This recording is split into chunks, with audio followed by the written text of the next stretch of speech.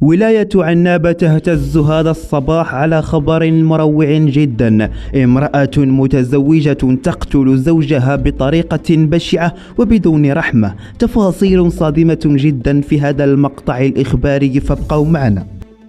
اهتزت عنابة صباح اليوم الأربعاء على خبر صادم جدا يتجلى في إقدام امرأة تبلغ من العمر 34 سنة على قتل زوجها بطريقة مروعة. وبحسب مصادر خاصة فإن المتهمة قامت بدس سم من النوع الفتاك في وجبة العشاء التي تناولها الضحية بعد عودته من العمل.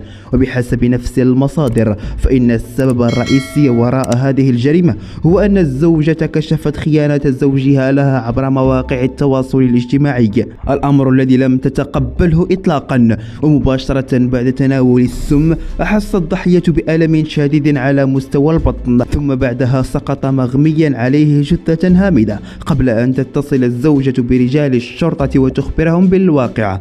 وفور توصل المصالح الأمنية بالأمر سارعوا رفقة رجال الحماية المدنية نحو مسرح الجريمة، وجرى انتشال جثة الضحية ونقلها لمستودع الأموات، كما تم اعتقال المتهمة وتقديمها للتحقيق الذي تشرف عليه النيابة العامة.